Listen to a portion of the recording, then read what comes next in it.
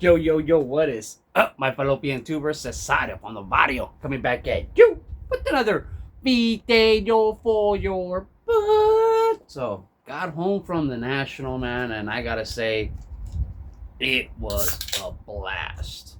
A blast. Had an absolutely great time, great experience, and great pickups. I don't have any big pickups to show, like, I didn't buy any one expensive card. But I bought what I need, what I collect, and I'm very, very happy, man. Just to show you real quick, this is my list that I went to the National with for my 1970 tops. And yesterday I updated it, so I'll show you that. But first, I gotta thank everybody.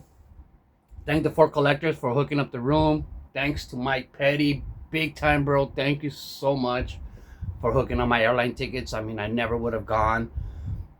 And this trip was really good. I really needed it. So thank you so much for that. So this is gonna be my recap. Just gonna show you guys what I got and tell you a little bit about what happened over there. Had a great time, man. Had a great time hanging out with Mangini, with Rick Oddball cards. I took my Pelican case. As you can see, the lock, it's, my cards are way too expensive to mess around, so had this carry with me. And one of the things is, I would tell people, hey, if you want to see what I have in the box, pull it out and measure up. So I had this ruler right here so people can measure up. You can see Stove Sports Card Man made an appearance. That's where he measured up. You can see right there, this is Rick Oddball cards. His curved, so I went out to the side where I had to mark it. Right here you got Filmington, Mangini, and then going off the ruler we got Vintage Sanctuary. No wonder he always has his guns out, because that guy is hung out. But then Jeremy Lee, he's so tall, kind of wasn't surprised, but this is how he measured up. Sports Card Live. All right, so let me just share with you guys a couple of things. So picked up a lot of stuff from my sets, guys. A lot of stuff. I'm so happy. Like, I don't have anything big to show you, any big pickups, any big cards or anything like that. But the fulfillment is just the same as if I did. So let me show you my new list for the 1970. All right, and I've already crossed a couple out. So I think I have like 16 left. Thought I had less, but I have like 16 left. And I probably do have less because I'm pretty sure I have a couple of these cards in my vintage boxes. But we'll see how that goes. Like the Hank Aaron, the Johnny Bench. The big boy cards basically is what I have left. All right, so let me pause and I'll show you guys. Let's just keep going for real quick. Yeah, guys, so had a blast. We met up what was the first night? First night was at the Lowe's and everybody was there. That was the Misfits little get together. And it was a great time, dude. As usual, I think that night it was me, Mangini, Jeremy Lee, and Sports Card Dad. We were there till it closed. Sports Card Dad caught an Uber. Me and Jeremy Lee, we were gonna catch an Uber, but it was faster to just leave and walk, so we canceled it. But I picked up a few 71 Black Beauties, guys, and these are high numbered. Look at that, 752. These are high numbered. These were not cheap. I realized how tough this set is gonna be. Gerhard said he was gonna help me out. So Gerhard, if you're out there, man, can't wait to hear from you and see how this goes, man. But I kind of wanted to complete this set. I was hoping to work on this set a little bit more, but I ended up working on my 1970 set more. But let me show you guys another thing that I'm excited about. Okay, so when it comes to my 74 set, bam! Got all those cards. When it came to my 76 completed. So 74 completed. All right, and then my 1977 set completed. So you guys don't know how good that feels, man. All right, had to let that out, man. So big accomplishment for me to finish up 3 sets and come so close to finishing another. All right, so I mean, just kept picking up high number cards after high number cards, man. And I also picked up the stamp. It's an old baseball stamp. I don't know. It's not old, but it's an old baseball picture. Man, I hate the glare with these stupid things. But sweet stamps, man.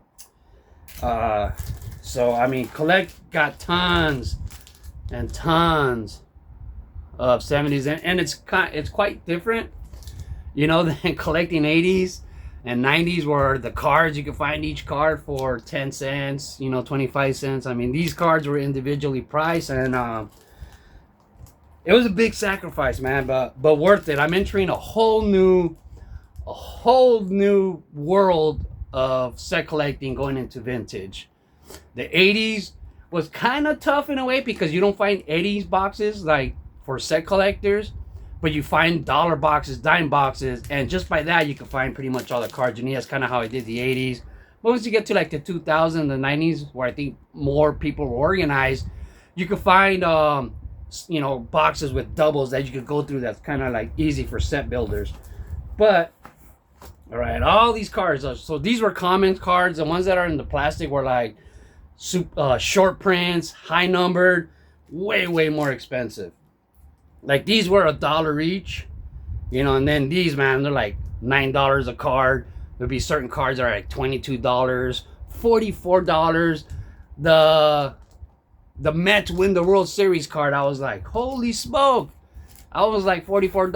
I was like, why does that one cost so much? Like, you know, had to bite the bullet. So I mean, spent quite a few $100s, quite a few hundred. But all for my sets. You know, I did go through a lot of dollar boxes. Let me get this out. So I have a lot of singles from the dollar box, not dollar boxes, but from the sets. So here's like in here I got my 77 and my 74 cards that I needed to complete. So I can't wait to put these in the binder. Bam! Tap that, oh, tap that, oh. And these are like dollar boxes, cards, you know, that I went through. Yeah, they have all these prices on there, but they're a dollar box. But look at that, Ken Griffey Jr. just body slamming that fool like bam!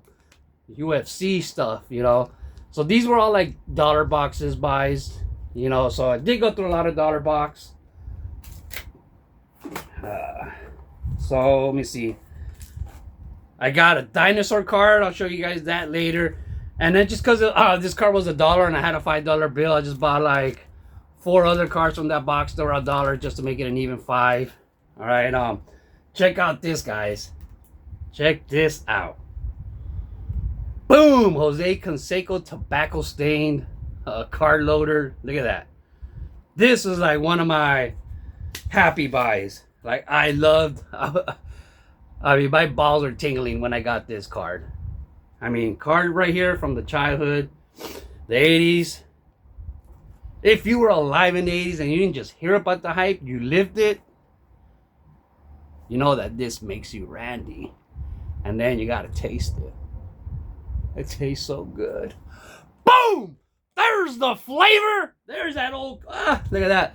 That old cardboard flavor, man. The flavor and the feel appeal to feel real cardboard. Not the stock that these cards are made of nowadays. But sweet card right there, guys. In love with that. So the next night was Mike Monahan's party. So if you guys haven't heard what happened there, like basically we had it at a hotel, kicked us out. We went to some other place. They said we couldn't bring food in there. We had tons of pizza. So we went back to the lobby at the National, and they threatened to call ICE on us. You know, nobody else was scared, but I was. They threatened to call ICE on us, so we had to leave there. And we ended up going to this place called the Oswald Grassy Knoll. And you know what? It was a good time. We had everything we needed. Card collectors, pizza, water. It was a great time, you know. And then, you know, there was no lights out there, so after it got dark, a couple of the Misfits guys and stuff, Stove Cards was there. We took off to the Lowe's bar, and we were there again till like 1 o'clock in the morning. So great time talking cards. Just there's nothing better. Like at home, I don't have anybody to talk cards to. So over there is like, somebody was asking me if I get annoyed like by so many people that come up to me like, hey, you're Pepino, man. Like, does it bother me? I was like, no, you know, like it's not like a movie star where you don't have anything in common with these fans. Everybody that comes up to me, we talk cards. You know, they'll ask about my binders. I'll ask what they collect. And so it's a good conversation. And I enjoy every single one of them, you know. So, yeah. All right. So here's some more cards. I was getting cards from anywhere that I saw for my set. I was carrying my checklist. So, I mean, you can see my checklist. I was just going around, be crossing out.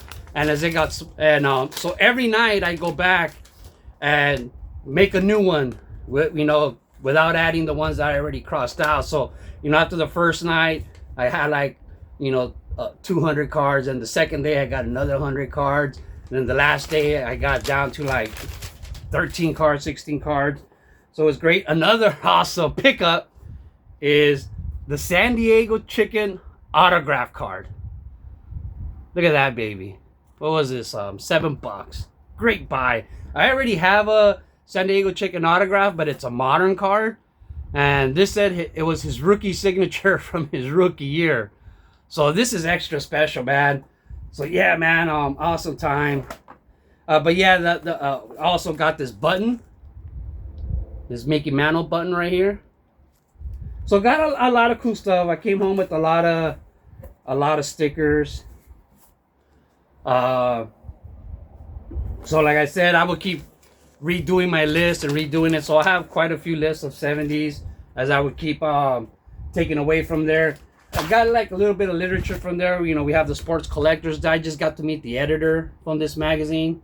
You know, you got to know Sports Collectors Digest if you're a collector. Got the, you know, the little book for the National. So good stuff, man. Had a great time. I loved it. Wish I didn't have to come back shortly. Right now, I'd be at the trade night with the 4 collectors and the whole gang. Everybody's there, you know. But my plane trips were made a lot earlier before we knew all this stuff was planned, you know. So no regrets, man. But I do wish I could stay a little bit longer. I got, you know, everybody gives you their cards. You know, a lot of people have custom cards. It's just great, man. There's nothing like being around, you know, hundreds of YouTubers, hundreds. You know, we always talk about that, how when you go to the National, if it's your first time and the first time meeting people, you already feel like you know them even though you've never met them before. But if they're, you know, at least with collector wise, they're genuine people on camera. You know, they're not actors trying to get views or clicks. You know, they're not pretending to be somebody else, that they don't have a persona. That's the real them. So you feel like you know them already, you know. And so you click right off the bat. Everybody, all the YouTubers, we click, man. All the collectors, it's great. Met so many set collectors, you know, people that don't have channels. So it's a great time, man. The place was so big, so much bigger than years in the past. So many more people than ever.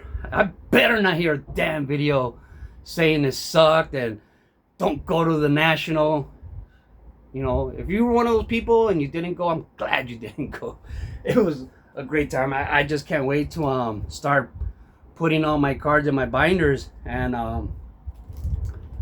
putting the ones that I need to complete the 77 and 74 to finish it off, because that's what I live for, man. That's what tinkles my fancy. So makes me come in my shorts, you know. Makes mayonnaise come out and make sandwiches on my leg. But anyways, love the hobby, people. Just keep collecting baseball cards forever. So, oh yeah, and then like even last night, Filmington had a gig, and he was gonna have it at the Lowe's, and he got convinced to move it, so we had it at the Titty Bar. Not Titty Bar, the Tiki Bar. So that was also a good time. You know, a lot of flippers, investors, a lot of collectors. Great conversations. For whatever reason, uh, there's a lot of battles talking about Jeff Wilson. You know, there's some people who love him and some people who hate him, and but I don't think anybody really hates him. I just think we don't have a problem with him as a person, but we have a problem with his hobby persona. Maybe, I don't know. You know, I wouldn't know how to say it, but yeah, it was too much talking about him as far as I was concerned. But anyways, I'm a little tipsy and talking out of my ass. But if you haven't gone to a national, you gotta go. You know, I was so sad that Dylan didn't go, Lou Rock didn't go, so many people that didn't go that I wanted to meet. You know, but they've been there on years that I didn't go and they didn't get to meet me. So it's this balance, man. So hopefully there's be 1 year where we can all go together. But yeah, it was a great time. Great time. I wish I was still there, but I'm not. So thanks to all the Ford collectors. Thanks to Mike Petty. Thanks for Rick and Mangini for, you know, keeping me tipsy. They bought me a lot of drinks, man. Drank a lot of Jack and Coke with them, which I really don't do often. I normally just drink cerveza. But I wanted to drink what they were drinking, so I was drinking a lot of Jack and Coke. And, well, Rick was drinking wine because he's oddball fancy. But anyways, I'll let you guys go. Bye. And I guess let me talk about the convention itself. It was great. I think my first couple years, there was a lot more modern. I think this time there was a lot more vintage than before, which to me is something I like. I can understand if you're not into vintage, you know, maybe it wasn't your thing. But the National has always been like a vintage thing, so I'm glad it's kind of staying true to itself still, you know. But there was another section, like another almost the same size as the regular vintage side. You know, there was modern and some Pokemon there. We were doing a few Labubus there, but nothing outrageous at all. But the other side, you know, it just kind of wasn't for me. It was too flashy. You know, I go to the National for baseball cards, not for corporate entertainment. You know, they had their whatnot, their, you know, all the entertainment side of the card business. You know, and I mean card business, not card hobby. It's almost like there was a hobby side and a business side, and I stuck to the hobby side. But it's starting to have a little bit for everybody. There was actually some on the second floor, and I never went up to the second floor because everybody was just saying it was so small and crowded and hot up there that the air conditioner wasn't on up there. So I never went. And I wish I could have actually. I regret not going, but I just. And it just never piqued my interest enough to go up there. But I mean, there was everything. The memorabilia, guys, is the main part that I like to see. Like seeing old players' bats, baseballs, gloves, uniforms. There's so much, you know, oddball stuff. You know, the bottle caps, matches. You know, just their shoes, socks. You know, so many things. It's like a lot of people say it's overwhelming, and I guess that's a fair word for it. But I mean, it just may be too much to see and enjoy it all, but it's not overwhelming. It's like, oh my God, I can't take it in. I was in love, man. I loved walking the floor. I spent a lot of hours walking the floor and just going through sets. That was my main thing, was going through vintage boxes, binders.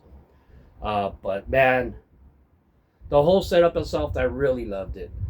I really loved it. It had something for everybody. Now, like, I hope it's not going to try to compete with that Fanatics Fest, which is like a corporate push. It's more about money and making money. I like the National to stay a card show, because that's what it is. It's a card show, and it was pretty set up in a pretty good way where they kind of separated the hobby part from the corporate part. You know, so yeah, I mean, that's pretty much what I got to say. There was beer there, so you could be drinking beer and looking at cars. There was food. There was a fudge bar. There was a lot of stuff, guys. It's something every baseball card collector has to experience once. And if you're on YouTube, you're not going to be alone. There's going to be so many people you recognize, and everybody in our community is so accepting of each other. So, man, yeah. I'm having what do they call it? There's a word for it that everybody has, like hobby burnout. I don't think it's burnout, but like when you miss it. Like I wish I was back there. I wish I was still there, man. I wish I was at the trade night. But yeah, I'm trying to wind down from the whole experience because it was awesome. Just with everybody, hanging out with everybody, meeting so many people. It's always a reunion if you've been there before. And I love everybody in the hobby, man. All right, guys. I'll try to end it there. Just had to say a few words about the floor itself. It was awesome. It was awesome. The line to get in was outrageous, like blocks long. Luckily, I was able to get like a VIP pass. Not a VIP, but I was already get early entry, so I did not have to wait in that line. I was able to get in there before it got too crowded. And then when it got crowded, I'm not an introvert. I'm an extrovert, so I don't mind the crowdedness. But I know there was a lot of people who don't like it when it gets crowded.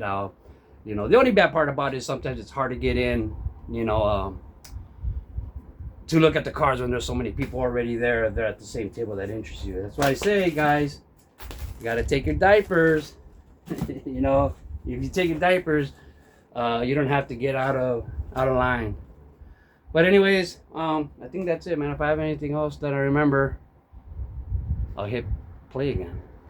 Oh yeah, man. And one of the sad parts about Mike Monahan's party not going through is I was gonna do interviews there for collectors. I was kind of psyched about that, thinking about questions, and I had also taken a bunch of packs. And then Stove gave me the last junk pack that he had, junk box. Oh, man, what was it called? The junk trunk box. You know, so I had the very last one. He gave it to me. What an honor. You know, and I had other packs that I was hoping to have pack wars with and have a good time, man, like we always do, like things that car collectors enjoy. But that didn't happen, man. But hey, man, give Mike a lot of credit. He stuck it out and he made it happen. It wasn't even half bad at all. Like I wouldn't mind having a second annual pizza on the grass, you know, on the Oswald grass, you know. But yeah, man, that's about it, man. Wish I was still there. Love the hobby. Just keep collecting baseball cards forever. Having withdrawals already.